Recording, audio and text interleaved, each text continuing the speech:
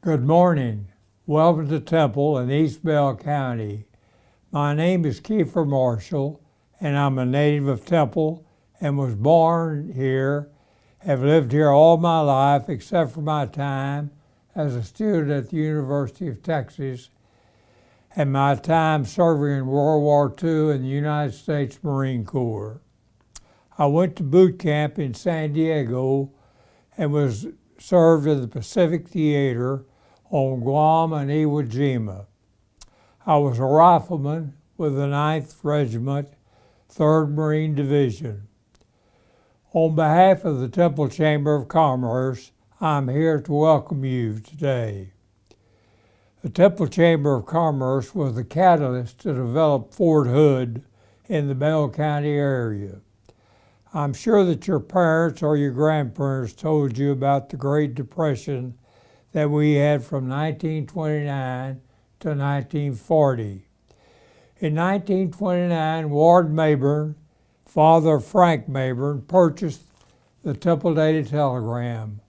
Ward was an experienced newspaper man, and his son Frank had just graduated from the University of Colorado.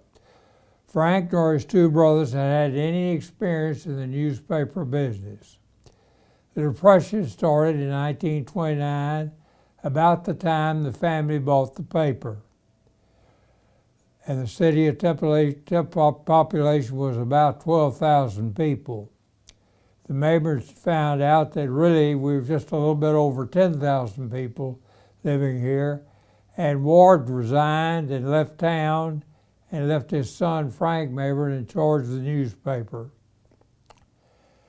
Frank hired Walter Humphrey as editor and Afton Schultz as business manager, and these people did a great work to get the newspaper up and running well.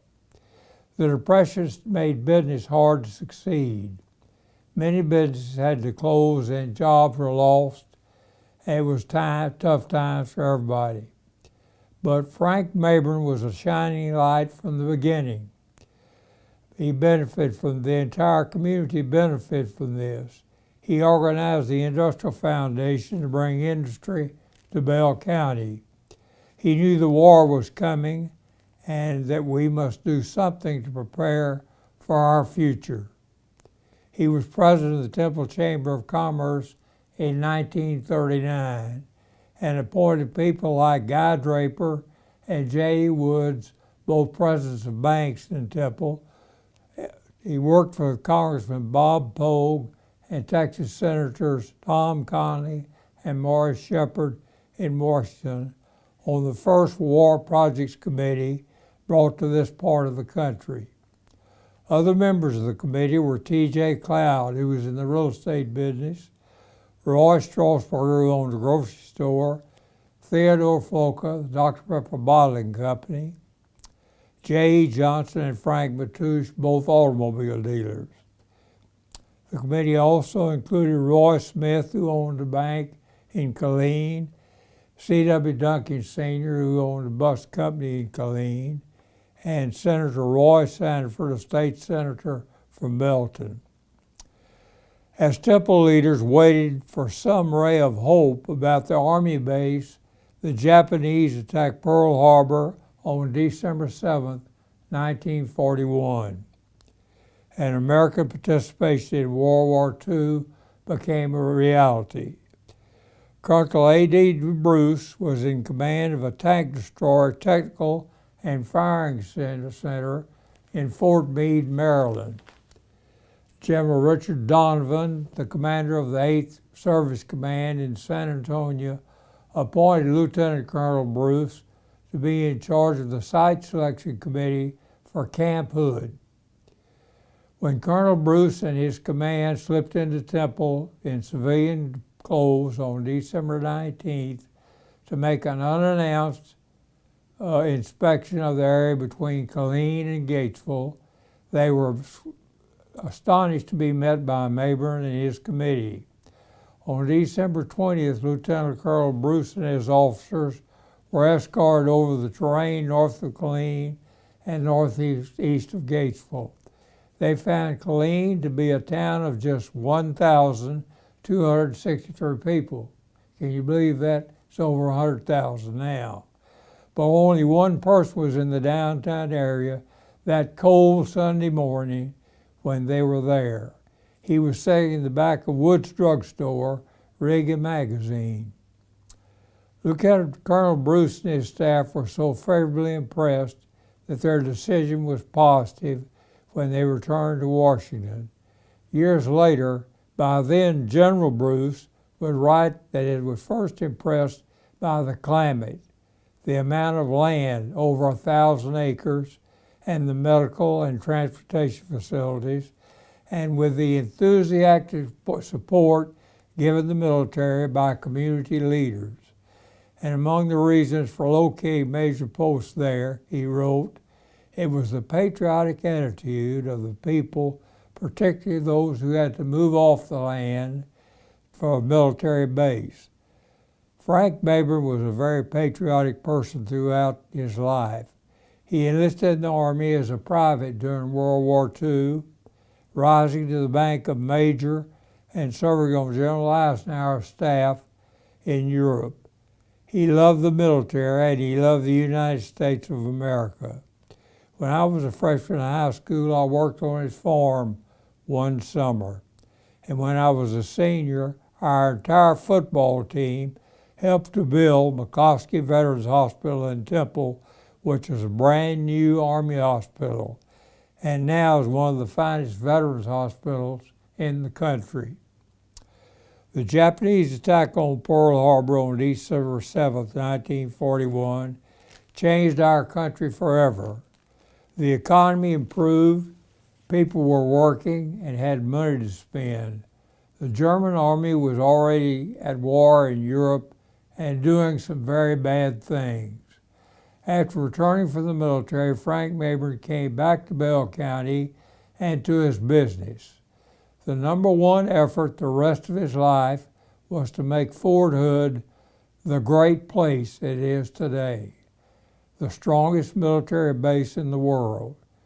Great leadership has been offered by the civilian people in Bell County and has been enhanced by the commanding generals and colonels and sergeant majors who are leaders during their time in charge of Fort Hood. For those of you here today, our Army, and those of you who protect our country, our nation owes you a large and grateful thank you for your service. For those who have served in Iraq and Afghanistan, you're truly one of a kind. Many of you come home and gone back a number of times. Our nation is indebted and grateful to you, and we love you for what you've done.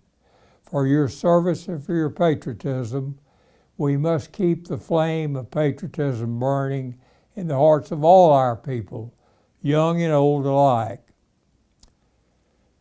69 years ago, on February 19, 1945, some 75,000 men from the 3rd, 4th, and 5th Marine Divisions, supported by never-forgotten sea, land, and air forces, began to storm ashore on one of the world's most barren and inhospitable island beaches. 78 days of bombing prior to the invasion had only shifted the black sand on the island. The Japanese had dug deeper in the 16 miles of underground tunnels on this small 5-mile long island, which was shaped like a pork chop. Casualties, which commenced when the troops were offshore, began to mount in earnest. 36 days later, Iwo Jima, having been wrested yard by yard from a valiant and tenacious foe, 1/3 of those who landed had become casualties, and of those, some 6,800 were dead. In the first 72 hours, there was a casualty every 3/4 of a minute. I know all this. Survivors do know, and I am a survivor. In the history of the Marine Corps, the Battle of Iwo Jima is the only conflict that the Marines had more casualties than the enemy. You know, our country has become great and has become known the world over for the freedom of thought, freedom of expression, and action of its citizens because of the patriotism of those who fought and some died for our great American principles. All of you know about this. All of us who know some of the people, young and old, who lost their lives while serving in the armed forces, and we pay honor to them. We must remember that in the eyes of God, as the Book of Wisdom of Solomon assures us, they are full of immortality. Immortality is not our gift to give, but we can pay them the highest tribute which is in our power to give, and recall them individually as human beings, as family, and as friends. I'm reminded of what someone had chiseled outside the 5th Marine Division Cemetery as we were leaving the island of Iwo Jima. When you go home, tell them for us and say, for your tomorrow, we gave our today. God bless them, God bless all of you, and God bless America.